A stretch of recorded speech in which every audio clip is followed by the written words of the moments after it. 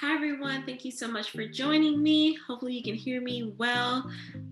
You should be able to hear me well. I tested all the great things before I started. If you don't know me, hi, I am Dr. Vernita Glenn White. I go by Dr. V, and I am a life strategist and empowerment coach, along with so many other things, but those are the two main things. And I'm also the CEO and founder of the Vibe Institute, where I help high achieving professionals vibe higher in their influence, brilliance, and excellence so they can be their most empowered selves. All of that to say is, I help you break your personal glass ceilings so you can show up being the powerhouse professional in your business career, whatever it is that you're doing, that you know that you are meant to be on the inside. Yes. I have, it's very personal to me because I am, at the time, was a college professor doing my thing, and then things still didn't feel right to me in my spirit and soul. And I had to take myself on a little journey, a little personal development, growth journey, empowerment journey, so that I could show up more powerfully at work. And then that led on to me going into business for myself. So I did all of that, and guess what? It turned into a book. It turned into a book, Embracing Grit for Greatness, How to Become Professionally Powerful Through Personal Empowerment. I released this on December 22nd, 2020. That was the anniversary of my grandparents' marriage, so I wanted to have a significant date for that. And I started this during the midst of the pandemic that we had. We were in the midst of a global pandemic. We still are at the time of this lesson that I'm talking to you. But we were like shut down, like couldn't go out the house kind of thing. So I was like, you know what, let me just make a great use of my time. So I wanted to go through this with you. If you haven't purchased the book, no worries. And if you have purchased the book, but maybe you haven't started reading it yet, I wanted to go through and then kind of go through just small parts of the book, so you can really get an understanding of why I think this book is so important. And you can go and get it and read a lot about my story and how I got to this point, but it's also about the work I did to get to this point. A lot of people ask me, well, what did you do? How did you do it? And I will always say, well, I went on a personal development journey. They're like, what is that?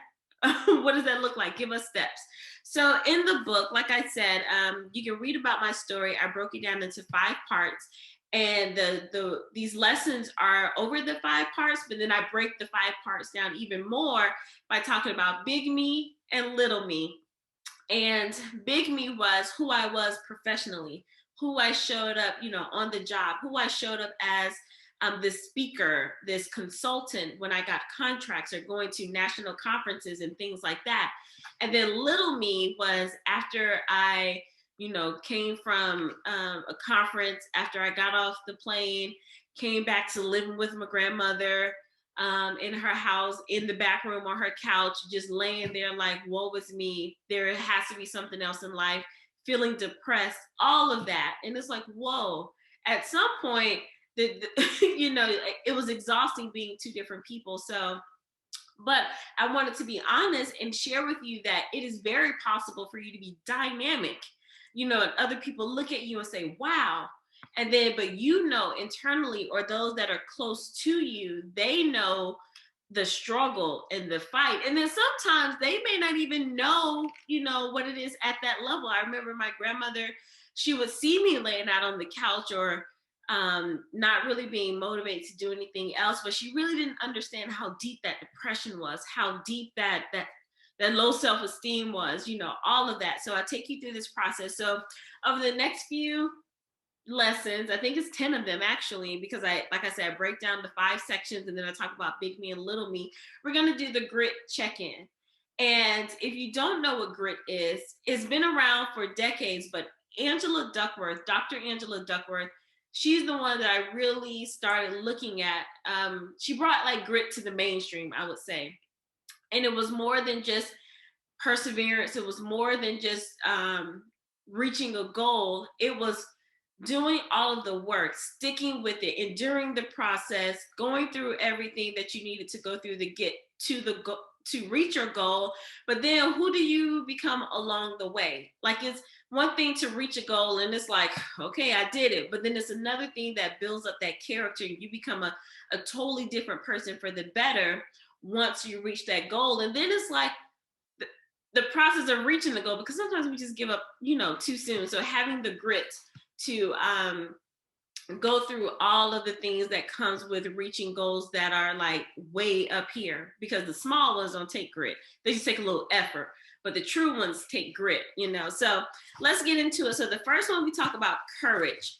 And so, well, let me give you an overview. Let me tell you the 5 areas. So the table of contents, and it talks about, I talk about courage, conscientiousness, endurance, resilience, and then excellence versus perfection. And then you'll hear me put a little spin on that when we get to that section. So each one of those, I talk about big me and little me. So I'm going to start off with courage, big me, and these are the grit check-ins. So after you read through like my story, some of the things I did, then I want you to like go and check in with yourself, like check in with your courage and your big you and your little you. And we talk about that as well. So the grit check-in for courage, I'm going to read the quote, and it's by C.S. Lewis. I love C.S. Lewis. It says, courage is not simply one of the virtues, but the form of every virtue at the testing point, which means at the point of the highest reality. So I start each section with a quote because I just love different quotes. And then I have here, because I told you I focus on like high achievers, because sometimes I think we get left out. Sometimes I think people think we have everything all together because we know how to present a package, and then they think we don't need anything else. But that's not true. So I have here, I'm not going to read everything to you because I want you to get the book. But I want you to, let's say if you never purchased the book, I still want you to get some value. So it says, as high achievers, we often look like the lion in the Wizard of Oz. At the beginning of most of our choices, we are brave, approaching situations with a fearless attitude. As high achievers, we definitely do that. Oh, you told me I can't do something? Watch me, right? We are brave in approaching situations with a fearless attitude. Oh, I already said that. I know you might be thinking that you are scared when you made the choice to go back to school, apply for a new position, write that book, or speak at the conference. However, I want you to acknowledge that you were brave because most people don't allow themselves to have the thoughts of achieving more. The courageous part of you comes from your choice of staying the course no matter how you were feeling. So earlier in the book, I talk about that courage is not just bravery. Like being brave, it's like, okay, we took the step, or we know we're going to go and face that situation. But courage is really a mindset thing. Courage is about, okay, now that I said yes to it, am I actually going to follow through with it, right? Am I actually going to put myself out there? Am I actually going to write this book or speak at this conference or whatever the case may be?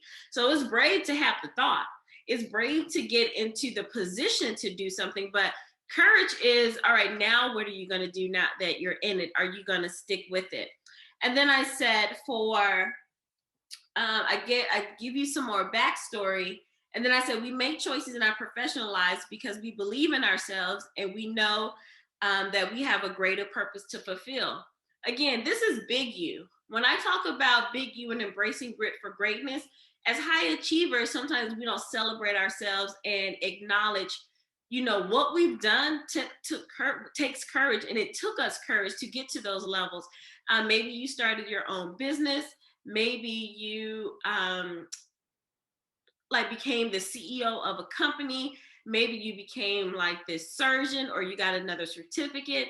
Maybe you became a principal of a school, an assistant principal. Maybe you started your own Etsy shop. Whatever the case may be, you've become this high achieving or high producing person.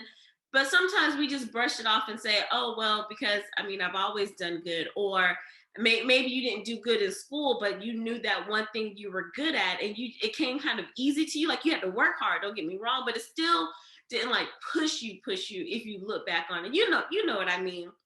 So with this check-in, I wanted you to give yourself credit for the courage that you had.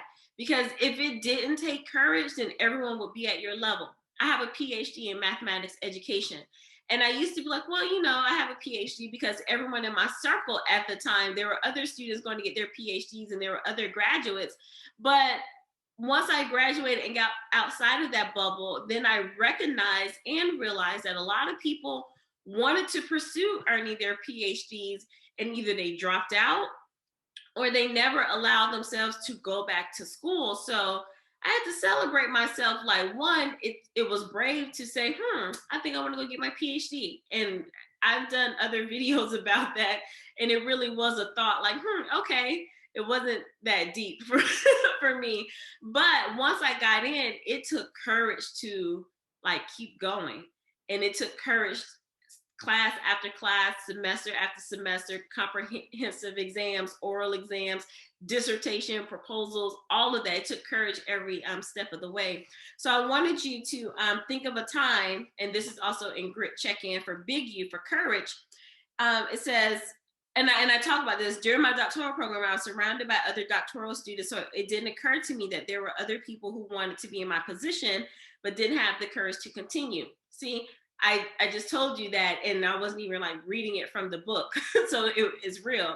And then I said, now think of your time. Now is your time to jot it down. And think of a time when you were at your most courageous, and I want you to write how that feels. Sometimes as high achievers, we don't give ourselves space to recognize the courage that it took for us to get to the level. Sometimes I think we allow people to dim our light and say, well, of course it was easy for you. You went to the right school. Well, of course it was easy for you. Your mom or dad owned the company. Of course it was easy for you. And here's one. Well, you came from nothing. So of course, you know, you had that fight in you to want to excel. Like, people will find all different reasons to discount what you do or what you have done, and not really giving you credit for the courage that it took you, whatever the circumstance was. Because even if you were handed a corporate job on a silver platter because you had a relative work at the company, maybe that got you there, right? But that courage kept you there and kept you going up that ladder. So we're going to celebrate ourselves, encourage for Big U, for Big Us. We're going to celebrate ourselves. So at this moment, I really want you to take out some paper or use your phone to write the note. When was the last time that you were courageous in your professional life? What was the last what was the last like courageous step you had to take? And then not only that, how did you feel? Because sometimes we don't allow ourselves to feel our achievements. I was like that. It was like on to the next, on to the next. And then we hit a plateau and it's like, why am I stuck? And I'll tell you why in the next one. But for this moment, I want you to celebrate the fact that you are courageous and you have courage. So write that down, embrace it, and let it sink in. All right? Because that's part of grit. And like I said before, grit, the 5 areas that I've gone over, what I told you, those are the characteristics of grit that I researched that really connected with me and my process. And then it connected to how I became my most empowered self in my personal journey, in my personal growth journey, because I had to use the same amount of grit I did professionally. I had to do that personally, and we'll dig deeper into that. So that was Grit Check-In number 1 for courage and Big U. And the next one, we're going to talk about courage for little u. So I will see you next time for that. If you enjoyed it, thank you. Let me know down below. If you feel bold enough, let me know down below, like, your last moment, not your last, but one of the moments you were your most courageous and how you felt. Let me know down below. And then if you like this and more, you can go ahead to embracinggritsforgreatnessbook.com to get your copy there. And then I also want you to save your receipt or your order number and then go back, because I have a special gift attached to that for you as well. You get some bonuses attached to the book once you purchase. So I'm excited, and I will see you in the next one.